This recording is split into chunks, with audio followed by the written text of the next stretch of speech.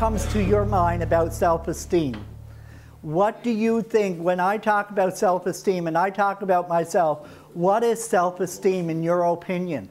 Go ahead, Emily. How you feel about yourself. Anyone else? Confidence. Confidence that people have in themselves. Anything else? Anyone else want to offer? What? Confidence. What is it? Set goals around yourself. Anyone else? One more before we go on. What you stand for in beliefs. What you stand for in beliefs. So here you have the definitions of self-esteem, and they're kind of broken down into 3 sections. So it's exactly how you feel, your perception of yourself. Many of us have a perception of ourselves that we carry with us, or a picture of ourselves about the way we perceive other people, or other people see us, okay? Self-ideal is the way we would like to be, and everybody has a certain self-ideal about themselves, okay? The way we would like to be. Many of you are here for that reason, the way you'd like to be. So, if we look at it, how much do you believe in yourself? So you got a little piece of paper, or in your mind, think. On a piece of paper, how much do you believe in yourself? Do you believe in yourself 100%? Just really take time to think about that. Or does it go down to 75, or does it go down to 50? Or some of us, are we down to that 10%? Don't have to answer, think about it. Not unless you wish to share, I'm all for it. How many would say they're at 100% by show of hands? What do you mean by believe in yourself? Believe in everything about yourself. Everything you do is right. Everything you do, how people 100%. See 100%. Excellent. Okay. How many would go around 75%? Okay. So there's all kinds of things about ourselves, and what are we achieving with that percentage? If we're on the top 100%, what do we as people achieve at that percent? Are we getting everything out of life we want to get? 10%. 10%? Does the government take taxes, so you have 65%? In a lot of Go for it. In a lot of cases, I find it more awkward to find a place to interject what you want to express. So if you write about something, chances are it might end up in the garbage can because you don't know where to forward what you got to express. Okay. And where to intervene. Yeah, okay. More and more so lately, in spite of technology. In spite of technology. If you look at that and it says your dreams and your self-belief are free, you can take all you want. What dreams we have, you can take all you want and you can walk away. For instance, I came up in a family, and I don't mind expressing how, because it's been a long road for me, and I grew up in a family, a very nice family. I always had food, I always had shelter, I always had everything that we wanted, but never had that little extra. And I grew up in a family that basically, our mother, who was a very good mother, and I say that very loud, she's still alive today, I'm proud to say, but I grew up in a family that was basically no literature. It wasn't anything on education. It was basically get through your grade 11 at that time. My mother meant well. She had 8 children, so she had to fend for us all. And God love her for being able to cope with us all. But if you look back, and start tracing back in our family, there was a little done with us, and to say, where are you going in life? So that's when we talk about your dreams. And ever since I was that high, I had a dream to overcome multiple barriers, because I always had a dream. My mom and dad said to me, when you finish school, you're going to vocational school. That's it. You're going there. Didn't have a choice. And if you don't go there, we have no money for you anyway. So I had a dream. I always wanted to go to university. And you know what? I set my goal, and it took many years to get there. And I got there, and I don't mind saying I worked hard, I toiled, I don't know if you, how can I describe this? In order to get to school, I'd have to walk 10 kilometers in rain, drizzle, fog. Uphill both ways? Uphill in St. John's, Newfoundland, so you know. And I think we're related. Yeah. So I'd have to leave a place called Water Street, and I'd have to go all the way across the city to Memorial University. But I just had that drive because I've always wanted a degree. So my self-esteem was kind of flat when I entered because I was looking at all these people and I was saying, I walked in university class with 85 people and everybody's there and they're speaking so elegantly and they're speaking so fine and they could read, they could write, and here I was struggling until I availed of any service I could get. And I went on the hunt. They didn't come to me. I went to student services and I said, I need your help. How can I need something about study? I need something help around interpretation and reading. I need help around, and I did it. I had to do it for me. Most of us probably travel the same road, and I'm not going to ask you. I'm just trying to give you a sense of where I've gone with my self-esteem because at first it was in the barrel. So we look at self-concept and built and destroyed. If we're building a self-concept, what we feel about ourselves, find a good role model.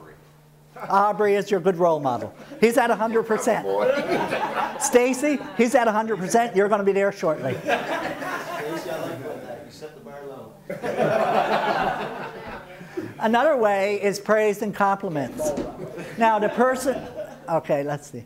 The person who helped me out, and I'm trying to give you something to hang on, was a very good family friend of ours who lent me the money, but every time he said, at that time, I want your grades as you're going through. I would send them in. I got a lot of praise, a lot of compliments, a lot of positive feedback. And this is the thing that I had to overcome, a barrier. I don't know if many of you know what it means. Being positive, it's almost like in la-la land all the time. You can't be all the time. You're going to have your ups and you're going to have your downs. Here are some things I've heard. Parents telling their kids, you'll never amount to anything. Did you ever hear that? Yeah. Or parents telling their kids, I can't help you at all. I have nothing to help you with. Or parents saying to their kids, move on. Any other things, any other criticisms you want to bring up? You know, it's a bit irritating when you're trying to forewarn people about something and they're sort of doggone positive. They don't want to hear what you got to say, you know. They just block everything out, and then when the disaster hits, well, you know, it's all as a result of being positive. But it's sort of like two truths or two lies or a truth or two truths and a lie. Which I'm going to get into. Whichever. But I think there's a lot of problems with communications and how we define words and a lot of these things. You're making a very good point because it is a very broad term, but I guess like culture. Yeah, and like I said, you can go over on the other end of it and be too positive and the world goes on and nothing's wrong, but certain times you have to deal with things. You're right. Next thing is building is to set and achieve goals. And that's hard to do, and I don't know if many of you have, how many here by show of hands have a goal in mind right now, where they want to be in 5 years? How many do not? Just out of curiosity. Okay, so to set and achieve is the big thing. How am I going to get there? Work hard for it. Hard work, determination, and that sort of thing. You become destroyed in the other way, and many of these you probably think about yourselves. The company you carry sometimes can be a downer. I think you can read most of these, but if you go down through them, some of the important things, tips of building it, I think you have to, it's like learning a new skill. That was the biggest thing I took away from mine, is learning a new skill, especially when I had to transition, when I had to move from my home life into university life. I had to learn a whole new way of behaving. I had to learn, this one here is very important, ask for help. That was the hardest thing I had to do, because when I got in that situation, and maybe someone can tell me a little bit about a story like that, I had to really, really learn to go in, and I had to find out where do I get help because I was floundering. That's the hardest part. That was the hardest part. It's not And then asking for it, it's where you get it. where you get it and how you get it, and knowing. A lot of people really have a hard time knowing what to ask too. This here is how do values and morals fit into feeling good about yourself. And here comes back the big one. It always comes back to you. Knowing yourself. And what they mean is a prerequisite to good self-esteem. It's the thing you have to know about yourself beforehand in order to be able to build your self-esteem. Being able to know what you can do, being able to set that goal, and being able to achieve it. When it becomes destroyed is when someone said you fall off the tracks. And for different reasons, people leave adult learning. They may have many personal issues. They may have many things in their lives that prevent them from going ahead. Because I was talking to, do you mind if I say what you said to me earlier? Oh, okay. feel free. I was talking to Aubrey a little bit later, and he said, earlier this morning, and he said one of the hard things he has to balance is to get here, transportation. You said Kids at home. the kids at home, making sure they're taken care of. And these are challenges you're going to face, and overcoming them is very... That's all before 8 o'clock when you get here. Exactly. And then you have to take your mind and put it into a new paradigm shift. Discover your values. And a value is something you strongly believe in, what you value about yourself. Can someone give me an example of something they really value about themselves? Honesty. Honesty. Can you elaborate a bit or tell me a bit about... I don't know much about it. It's just a new word. Excuse me, Jasmine? I was just wondering if that was a quality that he possessed or something that he really actually valued in a person. Yeah, or do you value it in yourself or in a person? Myself and then in others. Okay. I have one, being dependable. Being dependable. Can you tell me a little bit about that? Well, I just believe that you should be a dependable person, because if you're going to go to a job and you're going to be getting there late, Loyal. Yeah. I mean, you have to be, I like to be on time. Yeah. I like, yes, reliable. Reliable. Okay. So this is basically the message. And it's nice and big. If you want me to read it, I will. But I think most of you can read that. Anyone want me to read it? You become what you think about most. What? Which. Thank you. Who come up with that theory? Well, get into that in a second. So here are the things that make, and this is very hard to achieve, by the way. I'm not saying it all comes in one step. It takes time. We build on it, we build on it, we build on it. So if we look at the center in good self-esteem, and these are the things we have to do, and this is quite proven, and I can look at every one of them, and I can almost give an example. Anyone want to say something about this slide, about the advantages of having a good self-esteem? This one is very hard, I found very hard to do. Because I always want to be the party animal. Especially when Aubrey's you? Really want to be a party animal? I was. That's the new blender coming in. I bet you won't take you long to get you going again. But what I'm trying to get... Okay, go ahead. I would say self-respect would be there, because so Yeah. many people would. Self-respect, okay. Good self-esteem, you're not a threat to others. I was bullied. I was bullied. Size became a factor. So think of all the things that you yourself, things that were said to you in school by other people, or the put-downs you had to put up with, or something, because some people with low self-esteem tend to find a weakness in somebody and they hammer at it. I don't know why, and I try not to let them do this, but there's one person that can just come near me and all of a sudden I just feel like everything is gone and I'm just, like they can make me feel this big. Yeah, take a needle and suck everything out of you. Just suck me, like, and it's crazy. Yeah. And like I can be like really, really hyper and kind of like off the wall. Yeah. But as soon as I get around someone that has this energy, like I just, I can't do it. Generally, they have a low self-esteem, and we Yes. don't see it. Yes. JR. I think generally it's not about you, It's about them. Yeah, so right now you've identified yourself a strategy to deal with that because you know these people. Yeah. Now to get away from that is the big thing. And it's, not putting yourself in the position Exactly. to be with them.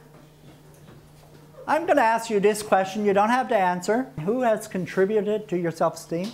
You look up to a teacher, but as soon as you have a teacher that looks down on you, your self-esteem is down, and, Yeah. and it seems it takes a lot to get it back up. Yeah. And a lot of times it seems you'll get your self-esteem right back up again. And whether it's other students, whether it's a teacher, Yeah. the first thing they say wrong about you, you're like, oh, and your self-esteem is gone again. And a lot of the times you walk out of the school system, and it's like, oh, I can't be bothered with that. What's the And then sense? it's hard I to don't get do back that. and come back here. Yeah, and then when you get older and you get like my age, then your self-esteem is back down again. It's like, and you constantly tell yourself, and the world tells you can't do this, you can't do that. Yeah. You're getting older, you can't get a job, and tell you have to build your They destroy self-esteem yourself. back up and say, no, I'm gonna do this. Aubrey? When somebody is giving you negative thoughts or negative points, stop and think of where they're coming from before you take them to heart. Yeah. I want you to either cut out pictures if you want, or if you're artistic, draw something about your strengths. Then I want you to think about some of the achievements you've had. If you've done first aid, you were successful. If you've done driver's ed, you were successful. Put something in there about things you've done. It could have been craft work. Next thing I want you to do is to set a goal for yourself. What do you want to be when you finish here?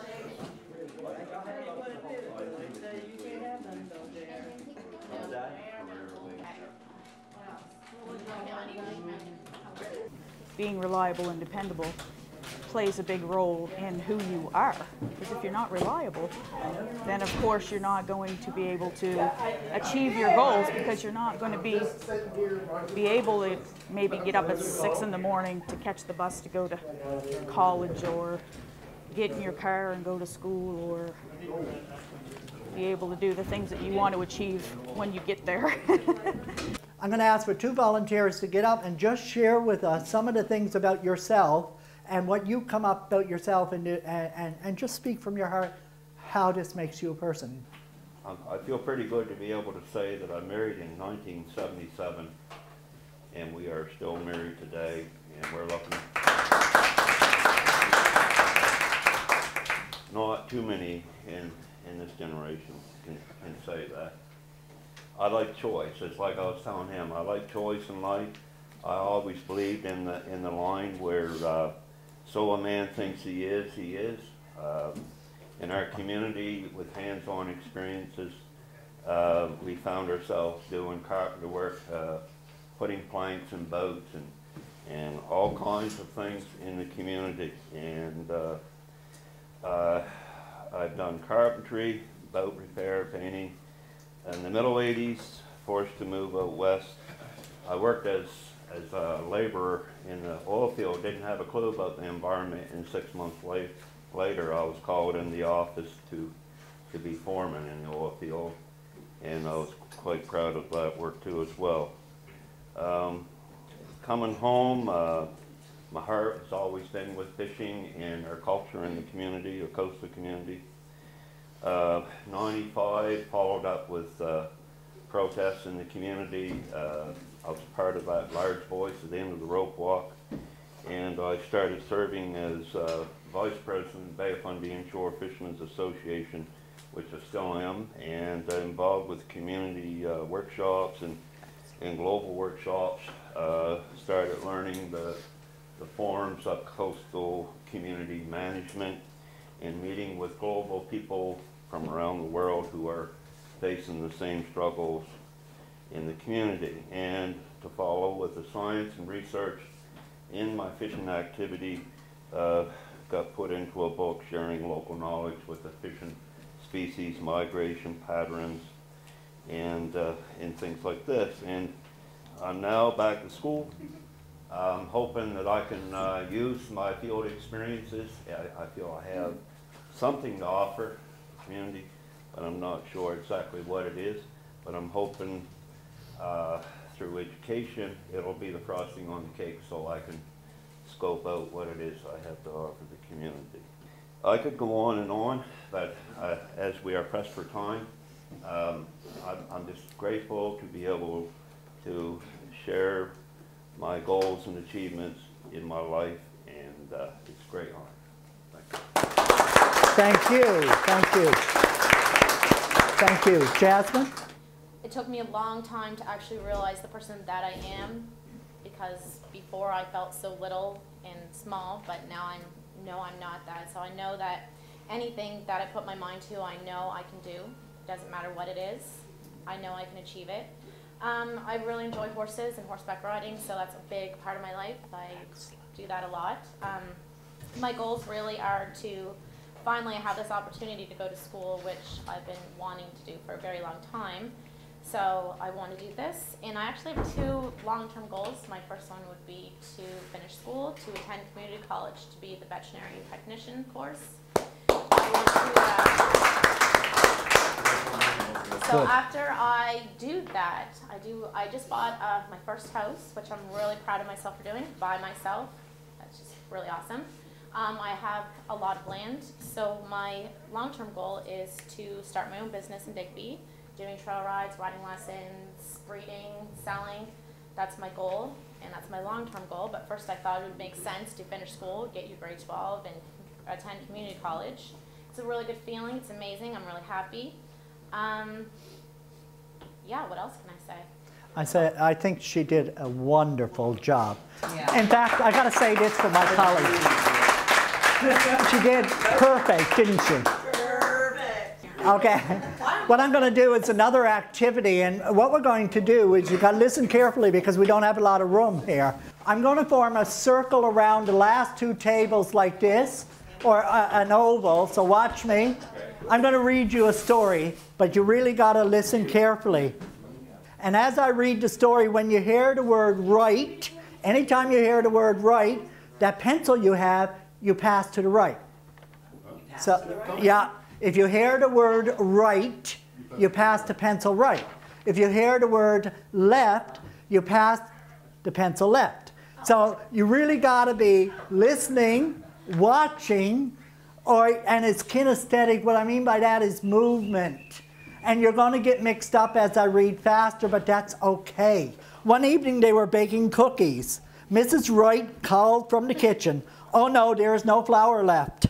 You will need to go right out to the store. It will only take 20 minutes if you come right back. Go to 51st and Pereira Street and turn left to the stop sign, and then it will be on your left," declared Mrs. Wright as she left her house. Okay, would you sit down, please? What happens in the classroom sometimes is there's so much being downloaded to us, it's hard for us to process. And some people have a disability around processing, especially when you're reading from a paper. That's why sometimes I use visuals, because it helps me hang on things, because I'm a visual learner. This is called the do's and the don'ts. Don'ts. During a job interview. So what we're having is, you're going to work in groups of 2 and 3. So this table right here, you're going to be known as activity 1. And this table and this table, you're going to be activity 2. Remember that. And this table, activity 1.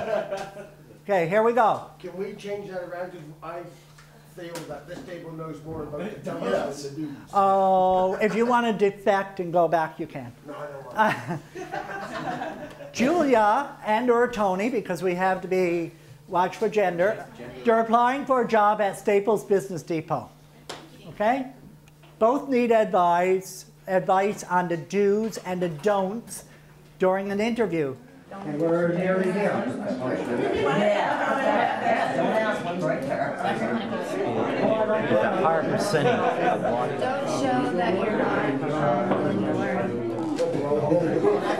We're just trying to think about the main important things.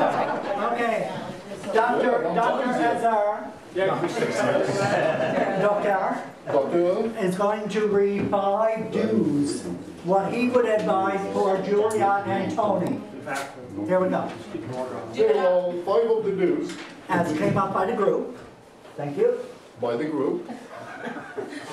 We came up with 5 ideas. It would be dress appropriately, be on time, no gum chewing, do an eye contact.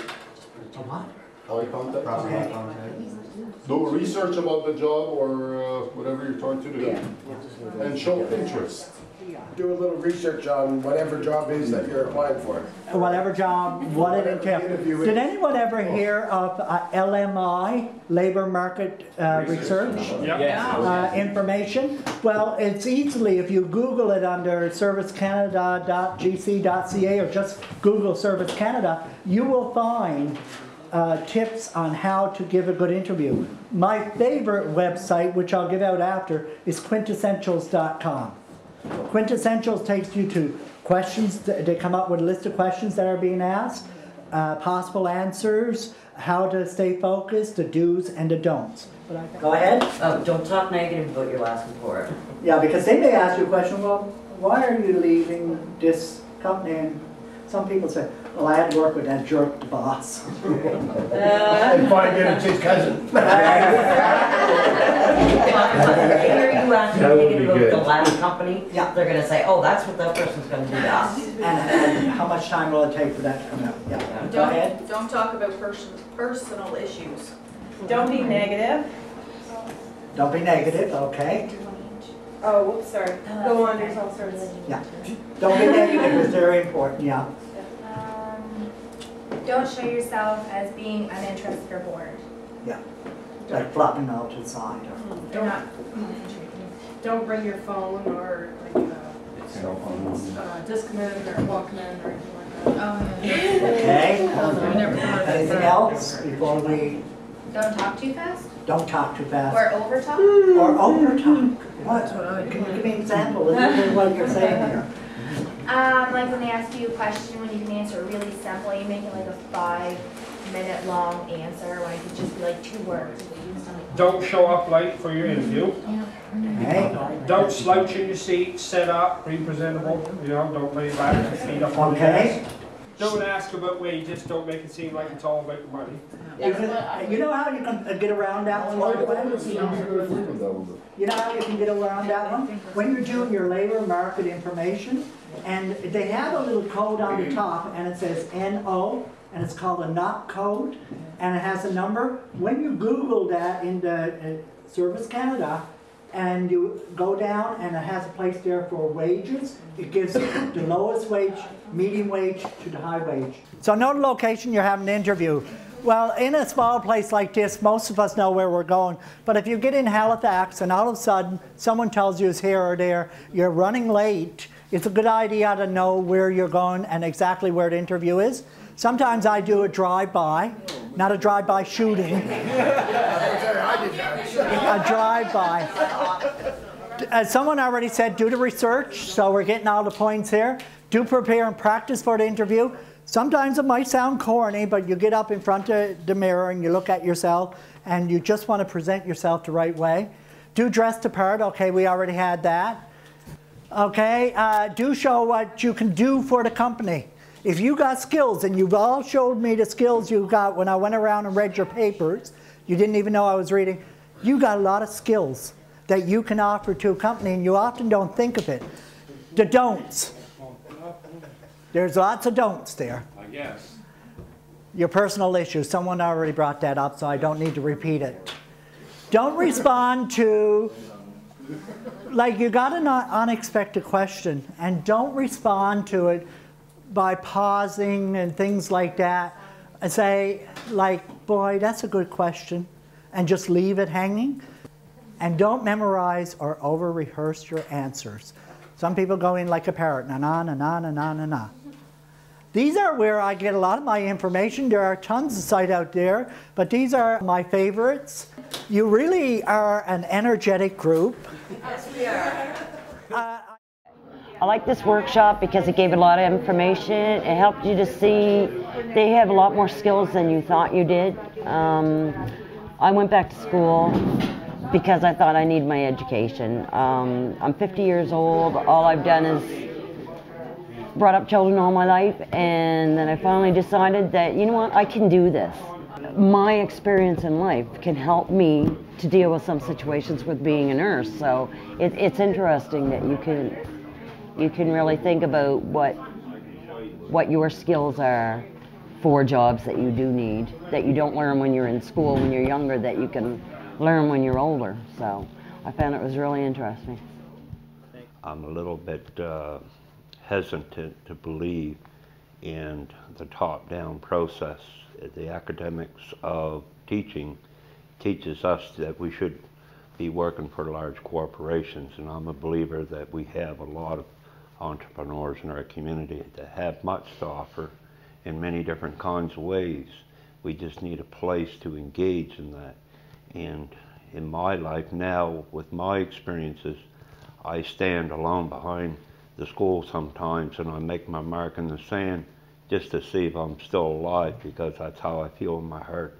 Everything that we used to be was replaced with the top-down process, and now it's time to build bridges and learn how we can socially and economically use our talents and abilities to bring the community back. I learned some do's and don'ts today. There was some of them, well, most of them I did know from my own personal experience. Some of them, I think it was just, it's common sense. A lot of the do's and don'ts is just trying to remember all of them and what you should and shouldn't do. And I think it was experiencing more about myself. We had to do our goals, our strengths, just really think deep down about ourselves. And I think it really showed to me who I am as a person, things I never even knew about myself. All through high school I struggled. If I got a 50 on a test, I'd be like, yay, I got a 50, I passed. And I just didn't know how to even study. I didn't know how to study. I didn't know how to communicate well with others. I didn't get to make many friends. I was shy, I was quiet. I decided to drop school, and I feel guilty for that, but I don't think I was ready for it. And 10 years down the road, I decided I really wanted to come back to school. And I felt ready then, and it was scary. And when I came back to school, I just realized that I'm not the only one that is struggling here. And I think that's what really made it easier for me. Coming here feels like I'm part of a family, and I've met a lot of people here, and I feel I can communicate with. And it's taught me a lot, and I think that, you know, later on in life, whatever I choose to become, it's going to make my skills that much better. This learning community means a lot to me because we need something in this small town. It's a small town, a lot of people comes together, but there's just not a lot of work out there. There's not a lot of good high-paying jobs. People's got wives, kids to take care of and families to feed and stuff like that, and we need to get our education so we can get out there, get the better jobs, provide better for our family, and just help the community come along. The more money in the community, the better the community thrives, and it just benefits people all the way around. I chose Ben to come here because he seems like a nice, good guy. He's motivated. He's really educational on it. He's been with Literacy Nova Scotia for over 20 years now, learning adults and teaching people. And he's good on building self-esteem, motivation, and just letting you know what your transferable skills are, like taking stuff from home, using it on the job, what to do with job interviews, what not to do with interviews, stuff like that. It's just good educational, and he's a really good presenter, and he makes it fun, and he makes you want to learn. It's challenging because you have to sort of step outside of yourself, and you have to try to see what's positive about yourself, which for some people that's really hard to do. It's easier for someone else to see things that are good and things that aren't so good about you, but for you to think of the positive things yourself isn't always good because you criticize yourself a lot more. The one thing for me is the self-esteem thing that I have to try to deal with more because I don't have a lot of self-esteem. So one of the things that was mentioned was if you're like a homemaker, that you have lots of skills that you've gained from just being that alone. And I'm a homemaker, so it sort of allowed me to see that I do have a lot of skills, even though I'm not aware of what they all were at the time. And making that collage of things also, it gets you to see, like you write down things, see all the stuff that you have done and you're capable of, so that helps.